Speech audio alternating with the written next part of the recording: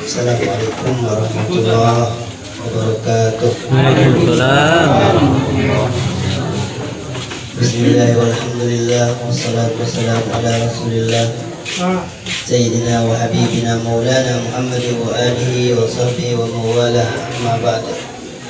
Allah tabaraka wa ta'ala, kullu nafsin dha'iqatul maut wa innama tuwaffawna ujurakum yawmal qiyamah faman zuhziha 'anil nari wa udkhilal jannata faqad faz wa mal hayatud dunya illa mata'ul ghurur.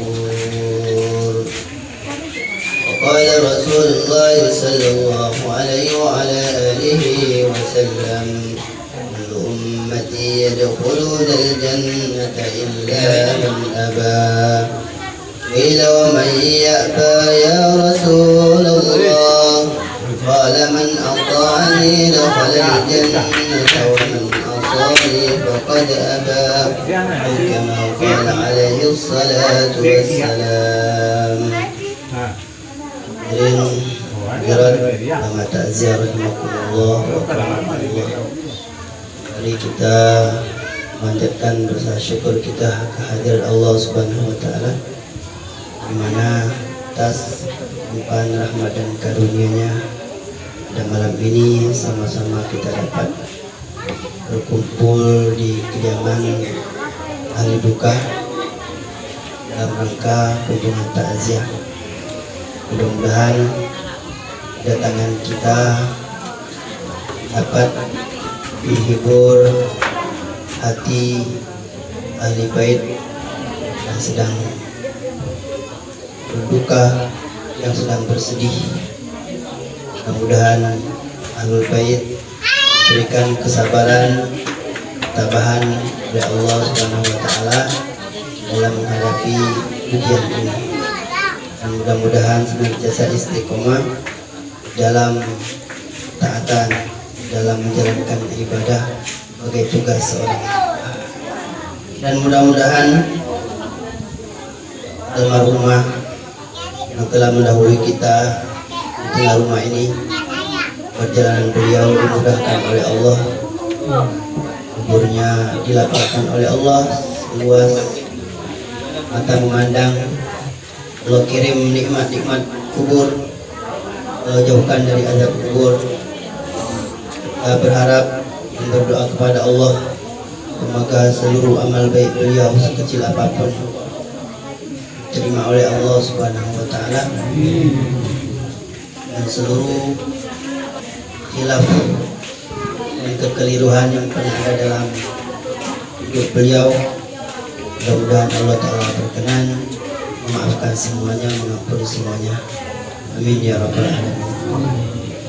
Dan mudah-mudahan kita yang berkenan melangkahkan kaki untuk datang dalam acara ini mendapatkan rahmat dan ridho Allah Subhanahu wa taala. Amin ya rabbal alamin.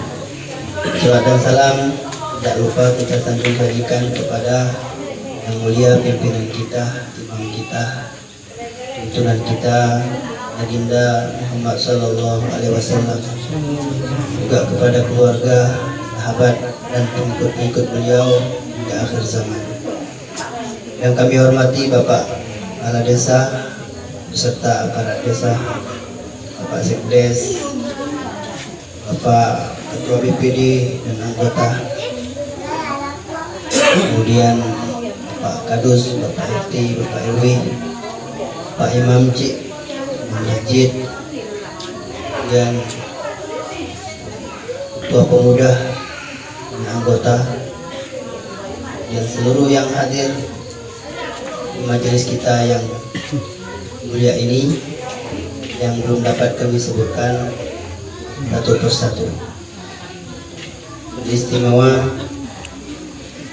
hormat kami pada ahlul bait yang sedang diuji oleh Allah. Begitu juga hormat kami yang tinggi-tingginya kepada tamu-tamu, anak famili, kerabat yang dekat maupun yang jauh, juga yang datang dari luar kampung. Mudah-mudahan perjalanannya datang dengan selamat. Harapan kita kepada Allah kembali juga dengan selamat dan mendapatkan rahmat Allah Subhanahu wa taala. Amin ya rabbal alamin. Bapak Ibu yang dimuliakan Allah Subhanahu wa taala, perjalanan kita ini masih panjang. Dulu kita di alam arwah.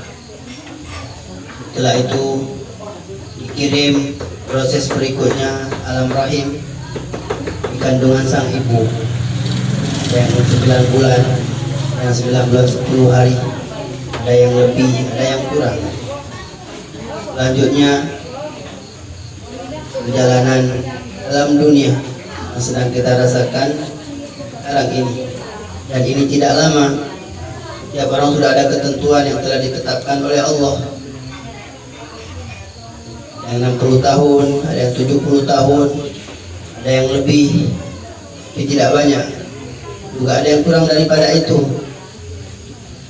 Namun pada akhirnya semua kita akan meninggalkan kehidupan dunia ini. Kita semua akan menghadap Allah, akan mempertanggungjawabkan seluruh amal kita di dunia ini. Amal yang baik, itu juga amal yang buruk. Maka hadirin hadirat rahimakumullah wa akramakumullah, mesti kita harus menjadi orang yang pandai, orang yang cerdas di dalam menentukan sikap. Karena tidak selamanya kita akan tinggal di dunia ini. Di dunia yang sebentar ini pun kita punya harapan bagaimana hidup kita tenang, tenteram, tidak susah, sehingga usaha kita hari-hari membuktikan atas perkara tersebut. Padahal andaikan pun kita senang, juga senangnya tidak lama, tidak seberapa. Andaikan kita susah, susahnya juga tidak lama dan tidak seberapa kesusahan dunia ini. Namun walau demikian, kita juga tetap ikhtiar, kita usaha siang dan malam. Maka demikian pula hadirin hadirat yang dimuliakan Allah Ta'ala, seharusnya untuk akhirat kita. Akhirat ini selama-lamanya, tidak 10 tahun, tidak 1000 tahun, tidak 1 juta tahun, tidak 1 miliar tahun, 1 triliun tahun, tetapi adalah kehidupan yang tidak ada batas akhirnya. Dan tentu saja kita juga butuh bekal, dan perbekalan akhirat berbeda dengan perbekalan kita hari ini. Hari ini kita perlu rumah supaya kita terjaga dari panasnya sengatan matahari, siraman hujan, tempahan angin. Kita perlu pakaian untuk menutup tubuh kita. Kita perlu makanan, minuman untuk menegakkan tulang punggung kita agar kita kuat untuk beraktivitas. Kita perlu kendaraan supaya mudah di dalam menjalankan aktivitas kita. Ini yang kita butuhkan hari ini, dan semua kita paham. Bahkan andaikan pun kita tidak sekolah, kita juga tetap paham atas perkara urusan dunia ini. Nah, demikian halnya dengan urusan akhirat. Namun bekalnya sudah berbeda. Perbekalan hari ini yang kita usahakan, kita kumpulkan, yang kita butuhkan di dunia, besok di akhirat sudah nggak kepake. Yang kita butuhkan adalah iman, amal, sholat yang ada nilainya, sholat fardu, sholat sunnah. Dulu baginda Nabi pernah lewat di satu kubur, maka beliau bertanya kepada sahabat, ini kubur siapa? Maka bagi para sahabat menjawab, fulan, ini adalah kuburnya fulan. Maka kata baginda Nabi, rakaatani ahabbu ila hadza min baqiyati dunyakum. 2 rakaat salat sunat, bukan salat 5 waktu. 2 rakaat salat sunat lebih disukai, lebih disenangi oleh penghuni kubur ini daripada seluruh harta kekayaan kalian. Itu kapan? Ketika kita sudah dikubur. Ketika di dunia seakan tidak terasa manfaat daripada sholat, jika kita meninggalkan sholat begitu ringan. Ini sholat sunnah, maka kita perlu siapkan sholat kita. Andaikan pun kita tidak bisa sempurnakan dengan sholat sunnah, setidaknya sholat fardu betul-betul kita jaga. Sholat jenazah itu adalah pelajaran untuk kita, begitu pentingnya sholat, sehingga ketika kita pun sudah tidak mampu untuk sholat sendiri, maka orang lain harus diundang untuk menyalati kita. Ini adalah pelajaran untuk kita. Puasa hari ini kadang-kadang kita belum merasakan, yang terasa adalah capek, yang terasa haus, lapar. Kalau kita puasa malah nggak sanggup kerja, sehingga kadang-kadang demi pekerjaan kita tinggalkan puasa, demi urusan keperluan dunia kita tinggalkan sholat.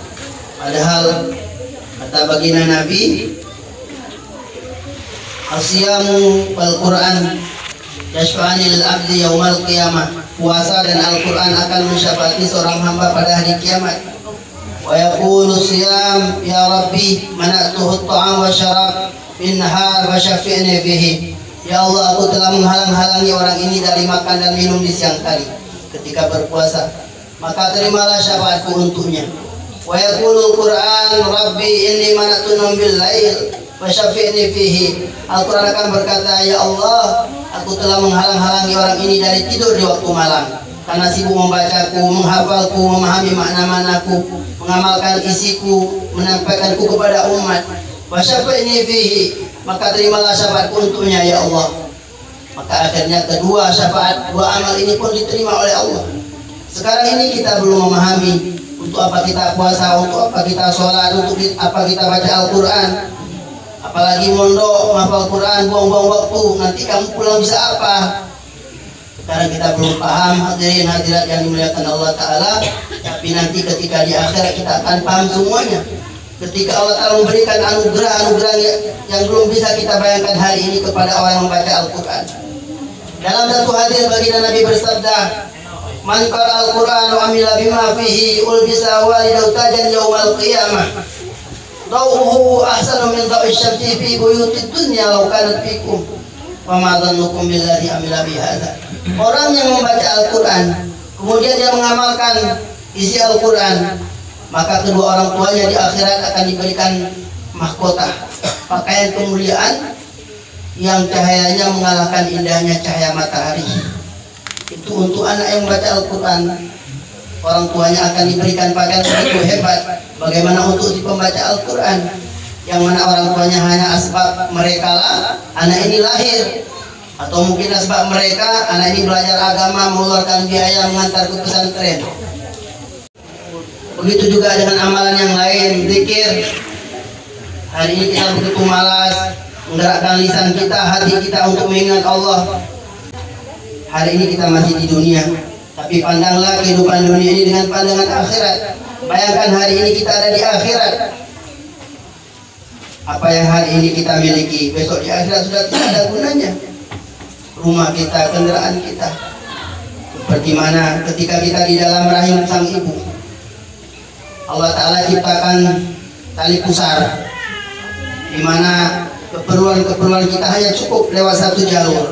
Makanan kita, minum kita, lewat tali pusar yang berhubung antara jasad kita dengan jasad sang ibu.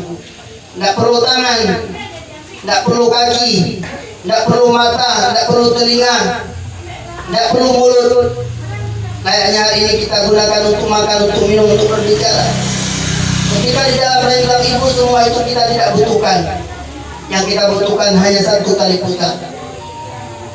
Tapi begitu kita lahir ke dunia, maka tali pusar di mana begitu kita butuhkan, begitu bernilai ketika kita di dalam rahim, justru sampai di dunia dipotong, dibuang. Bila sudah tiba ajal kita, maka waktu dan kesempatan pada waktu itu juga sudah ditutup oleh Allah Subhanahu wa Ta'ala. Maka alangkah beruntungnya ketika Allah Ta'ala masih memberikan kepada kita sisa-sisa umur, kita habiskan untuk menyiapkan akhirat. Orang di dunia hidupnya susah, miskin, gak punya apa-apa, gak punya rumah, gak punya kendaraan, gak punya uang. Tapi ini ahli iman, ahli amal, orang taat, orang takwa, orang soleh. Sebentar lagi dia akan meninggalkan kehidupan dunia ini, maka keadaannya akan berubah, akan menjadi sebaik-baik keadaan.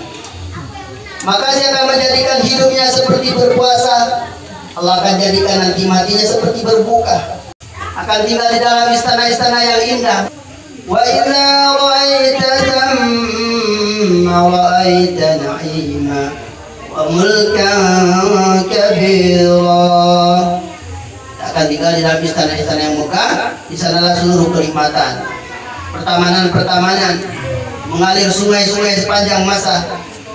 Mathalul jannati allati wu'idal muttaqun fiha anharum min labanin lam yataghayyar ta'muhu wa anharum min ma'in ghairi asin wa anharum min asalin musaffa wa anharum min khamrin ladzatin lisyaribin. Ada 4 sungai mengalir sepanjang masa di bawah istana ahli surga. Pertama adalah sungai susu yang mengalir sepanjang masa, susu yang begitu segar yang tidak ada henti-hentinya. Kemudian ada sungai air tawar yang begitu sejuk, begitu segar untuk diminum, mengalir sepanjang masa, tidak pernah keruh. Ada sungai madu yang mengalir sepanjang masa. Ada sungai arak yang tidak memabukkan. Ini untuk siapa?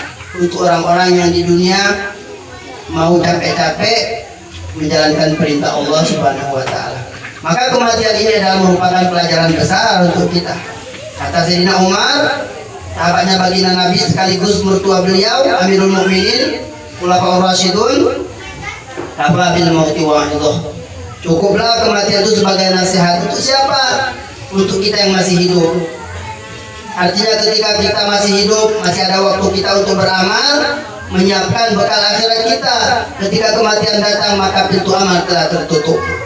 Idza hamalta ila al-quburi janazatan fa'lam bi annaka ba'daha mahmul. Kalau engkau memikul jenazah ke pemakaman, maka yakinlah besok engkau yang akan ganti dipikul ke sana. Di akhirat tidak hidup, tidak mati. Orang-orang ahli neraka andaikan dihukum kemudian mati, maka selesai masalah. Tetapi ini adalah hukuman untuk selama-lamanya.